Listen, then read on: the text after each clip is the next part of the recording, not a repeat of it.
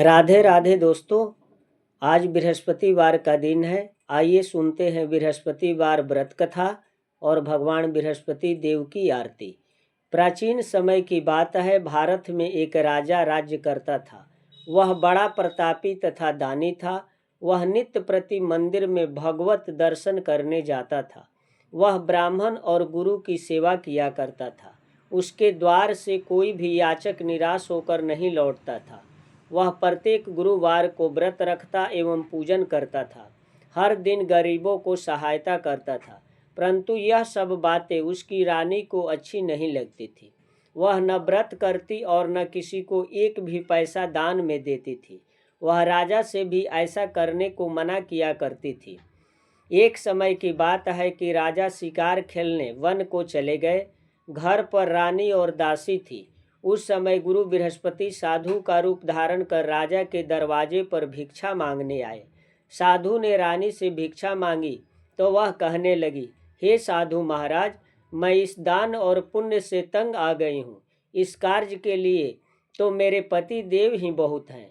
अब आप ऐसी कृपा करें कि सारा धन नष्ट हो जाए तथा मैं आराम से रह सकूं।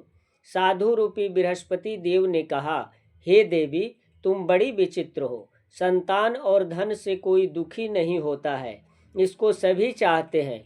पापी भी पुत्र और धन की इच्छा करता है। अगर तुम्हारे पास धन अधिक है तो भूखे मनुष्यों को भोजन कराओ, प्याऊ लगवाओ, ब्राह्मणों को दान दो,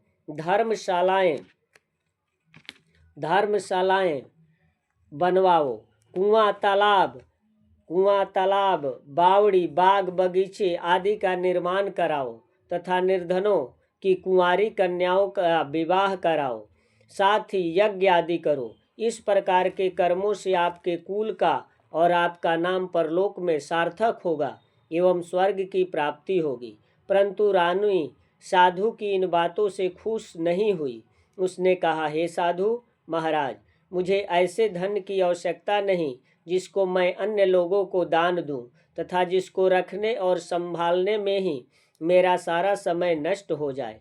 साधु ने कहा, हे देवी, यदि तुम्हारी ऐसी ही इच्छा है तो जैसा मैं तुम्हें बताता हूँ तुम वैसा ही करना।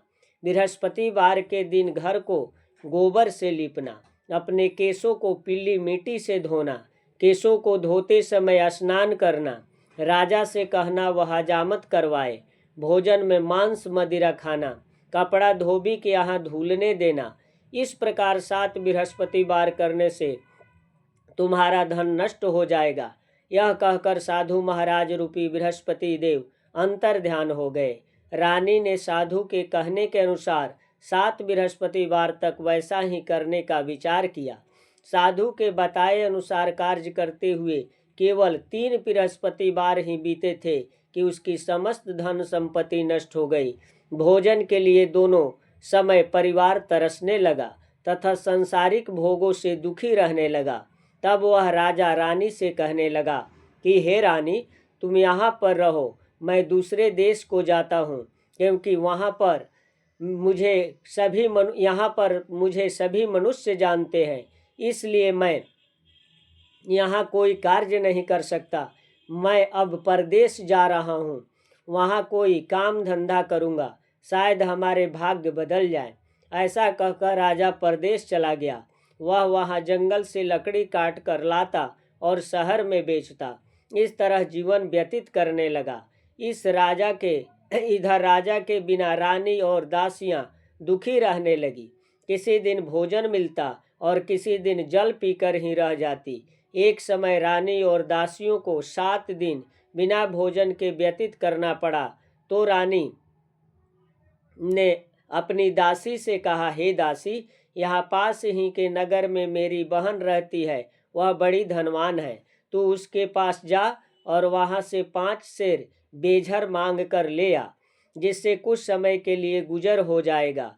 दासी रानी की बहन के पास गई। रानी की बहन उस समय पूजा कर रही थी। बृहस्पतिवार का दिन था। दासी ने रानी की बहन से कहा, हे रानी, मुझे आपकी बहन ने भेजा है, मुझे 5 सेर बेझर दे दो। दासी ने यह बात अनेक बार कही, परंतु परंतु रानी की बहन ने कोई उत्तर नहीं दिया, क्योंकि वह उस समय बृहस्पतिवार की कथा सुन रही थी। जब दासी को रानी की बहन से कोई उत्तर नहीं मिला तो वह बहुत दुखी हुई, उसे क्रोध भी आया। वह लौटकर रानी से बोली, हे रानी, आपकी बहन बहुत ही धनी स्त्री है, वह छोटे लोगों से बात भी नहीं करती। मैंने उसे कहा तो उसने कोई उत्तर नहीं दिया, मैं वापस चली आई। रानी बोली, हे दासी, हम में उसका कोई दोष नहीं है, इसमें उसका कोई दोष नहीं है। जब बुरे दिन आते हैं तब कोई सहारा नहीं देता, अच्छे बुरे का पता विपत्ति में ही लगता है। जो ईश्वर की इच्छा होगी वही होगा, यह सब हमारे भाग्य का दोष है। उधर रानी की बहन ने सोचा कि मेरी बहन की दासी आई थी, परंतु मैं उससे नहीं बोली, इससे वह बहुत दुखी हुई होगी। अतः कथा सुन और विष्णु भगवान का पूजन समाप्त कर वह अपनी बहन के घर आई और कहने लगी, हे बहन, मैं बृहस्पतिवार का व्रत कर रही थी, तुम्हारी दासी हमारे घर गई थी, परंतु जब तक कथा होती है तब तक हम लोग न उठते हैं और न बोलते हैं, इसलिए मैं नहीं बोली। कहो दासी, क्यों गई थी? रानी बोली, बहन, हमारे घर अनाज नहीं था, वैसे तुमसे कोई बात छिपी नहीं है, इस कारण मैंने दासी को तुम्हारे पास 5 सेर बेझर लेने के लिए भेजा था। रानी की बहन बोली, बहन देखो, बृहस्पति भगवान सबकी मनोकामना पूर्ण करते हैं, देखो शायद तुम्हारे घर में अनाज रखा हो। यह सुनकर दासी घर के अंदर गई तो वहाँ उसे एक घड़ा बेझर का भरा मिल गया। उसे बड़ी हैरानी हुई, क्योंकि उसने एक एक बर्तन देख लिया था। उसे बाहर आकर रानी को बताया। दासी अपनी रानी से कहने लगी, हे रानी देखो, वैसे हमको जब अन्न नहीं मिलता तो हम रोज ही व्रत करते हैं, अगर इनसे व्रत की विधि और कथा पूछ ली जाए तो उसे हम भी क्या करेंगे। दासी के कहने पर रानी ने अपनी बहन से बृहस्पतिवार व्रत के बारे में पूछा। उसकी बहन ने बताया, हे रानी बहन, बृहस्पतिवार को सूर्योदय से पूर्व उठकर स्नान करके बृहस्पतिवार का व्रत करना चाहिए, लेकिन उस दिन सिर नहीं धोना चाहिए। बृहस्पतिवार के व्रत में चने की दाल और मुनाके से विष्णु भगवान का केले के वृक्ष की जड़ में पूजन करें तथा दीपक जलावें। उस दिन एक ही समय भोजन करें, भोजन पीले खाद्य पदार्थ का करें तथा कथा सुने। इस प्रकार करने से गुरु भगवान प्रसन्न होते हैं, अन्न पुत्र धन देते हैं, मनोकामना पूर्ण करते हैं। व्रत और पूजन की विधि बताकर रानी की बहन अपने घर लौट गई। रानी और दासी दोनों ने निश्चय किया कि बृहस्पति देव भगवान का पूजन जरूर करेंगे। 7 दिन बाद जब बृहस्पतिवार आया तो उन्होंने व्रत रखा, घुड़साल में जाकर चना और गुड़ बीन लाई तथा उसकी दाल से केले की जड़ तथा विष्णु भगवान का पूजन किया। अब भोजन पीला कहाँ से आए? दोनों बड़ी दुखी हुई, परंतु उन्होंने व्रत किया था, इस कारण बृहस्पति देव भगवान प्रसन्न थे। एक साधारण व्यक्ति के रूप में वे 2 थालों में सुंदर पीला भोजन लेकर आए और दासी को देकर बोले, हे दासी, यह भोजन तुम्हारे और रानी के लिए है, तुम दोनों करना। दासी भोजन पाकर बड़ी प्रसन्न हुई और रानी से बोली, रानी जी भोजन कर लो। रानी को भोजन आने के बारे में कुछ पता नहीं था, इसलिए वह दासी से बोली, जा तू ही भोजन कर, क्योंकि तू हमारी व्यर्थ में हंसी उड़ाती है। दासी बोली, एक व्यक्ति भोजन दे गया है। रानी कहने लगी, वह भोजन तेरे लिए ही दे गया है, तू ही भोजन कर। दासी ने कहा, वह व्यक्ति हम दोनों के लिए 2 थालों में भोजन दे गया है, इसलिए मैं और आप दोनों ही साथ साथ भोजन करेंगे। दोनों ने गुरु भगवान को नमस्कार कर भोजन प्रारंभ किया। उसके बाद से वे प्रत्येक बृहस्पतिवार को गुरु भगवान का व्रत और पूजन करने लगी। बृहस्पति भगवान की कृपा से उनके पास धन हो गया, परंतु रानी फिर पहले की तरह से आलस्य करने लगी। जब दासी बोली, देखो रानी, तुम पहले भी इस प्रकार आलस्य करती थी, तुम्हें धन के रखने में कष्ट होता था, इस कारण सभी धन नष्ट हो गया। अब गुरु भगवान की कृपा से धन मिला है तो फिर तुम्हें आलस्य होता है।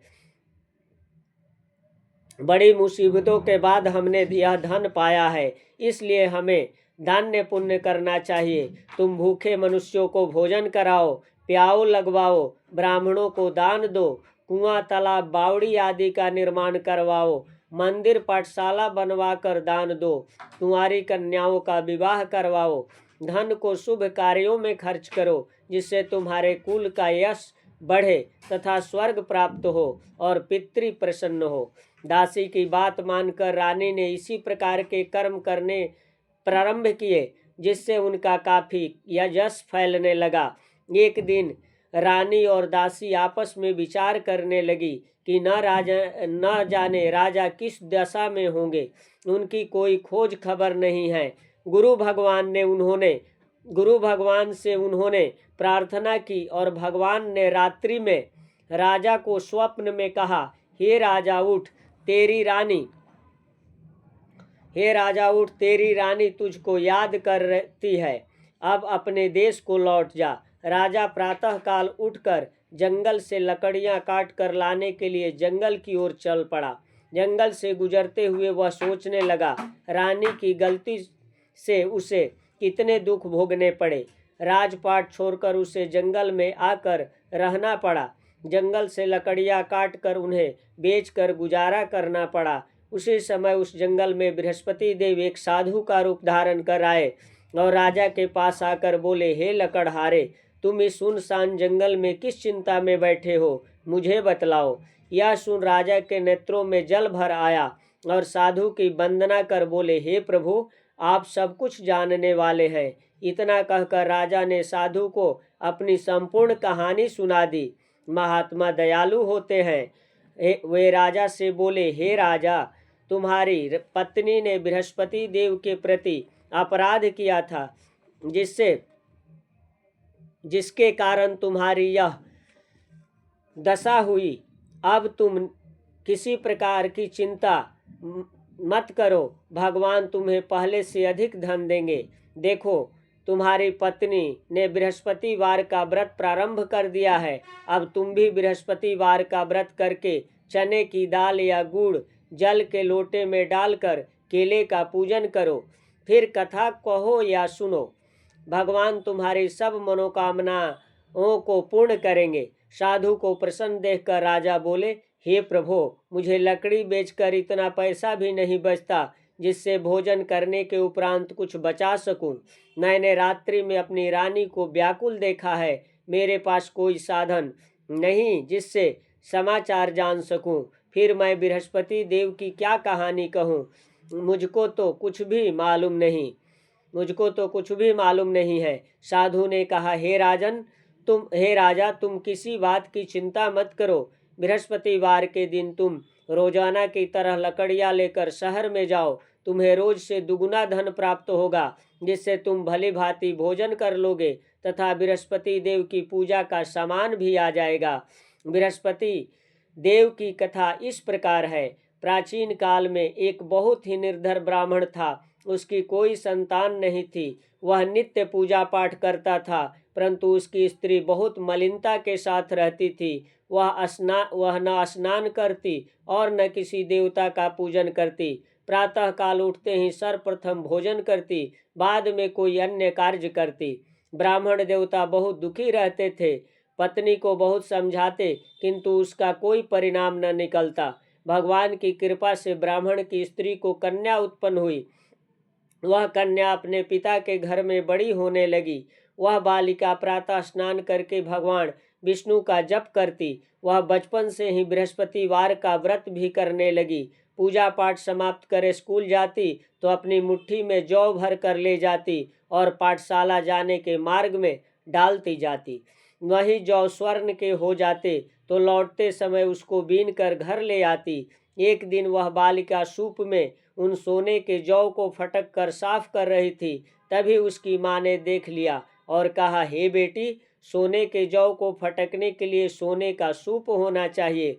दूसरे दिन गुरुवार था। इस कन्या ने व्रत रखा और बृहस्पति देव से प्रार्थना करके कहा, हे प्रभु, यदि मैंने सच मन से आपकी पूजा की हो, सच्चे मन से आपकी पूजा की हो, तो मुझे सोने का सूप दे दो।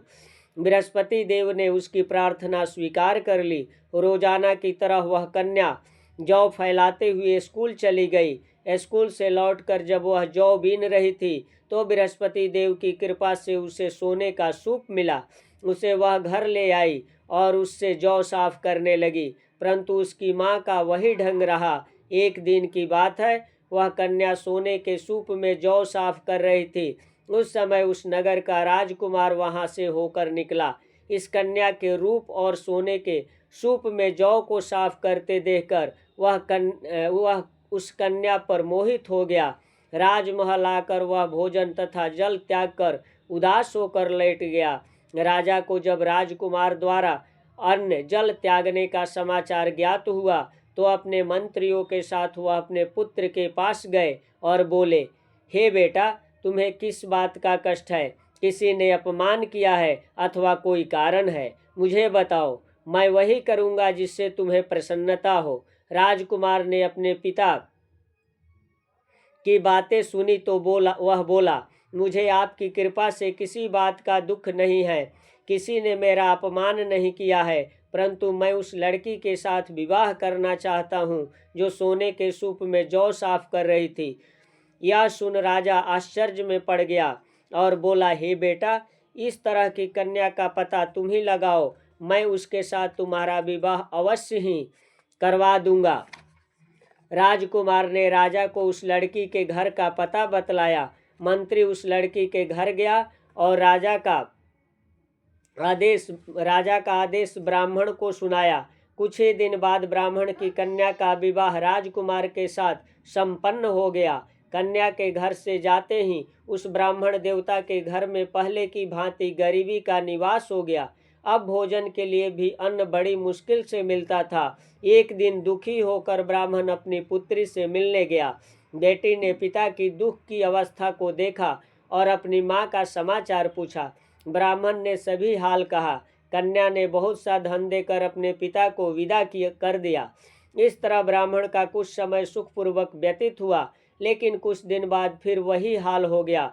ब्राह्मण फिर अपनी कन्या के यहाँ गया और सभी हाल कहा तो पुत्री बोली, हे पिताजी, आप माता जी को यहाँ लिया लाओ, मैं उन्हें विधि बता दूंगी जिससे गरीबी दूर हो जाए। ब्राह्मण देवता अपनी स्त्री के साथ लेकर अपनी पुत्री के पास राजमहल पहुँचे तो पुत्री अपनी माँ को समझाने लगी, हे माँ, तुम प्रातः काल उठकर प्रथम स्नान आदि करके विष्णु भगवान का पूजन करो तो सब दरिद्रता दूर हो जाएगी। परंतु उसकी माँ ने उसकी एक बात नहीं मानी। वह प्रातः काल उठकर अपनी पुत्री का बचा जूठन खा लेती थी। एक दिन उसकी पुत्री को बहुत गुस्सा आया। उसने एक रात एक कोठरी से सारा सामान निकाल दिया और अपनी माँ को उसमें बंद कर दिया। फिर प्रातः समय उसमें से उसे निकाला तथा स्नान आदि करा के पूजा पाठ करवाया तो उसकी माँ की बुद्धि ठीक हो गई। उसके बाद वह नियम से पूजा पाठ करती और प्रत्येक बृहस्पतिवार को व्रत रखने लगी। इस व्रत के प्रभाव से उसकी माँ भी बहुत धनवान हो गई और बृहस्पति देवता के प्रभाव से स्वर्ग को गई। वह ब्राह्मण भी सुखपूर्वक इस लोक का सुख भोग कर स्वर्ग को प्राप्त हुआ। इस तरह कहानी कहकर साधु देवता वहां से लोप हो गए। धीरे धीरे समय व्यतीत होने पर बृहस्पतिवार का दिन आया। राजा जंगल से लकड़ी काट कर किसी शहर में बेचने गया।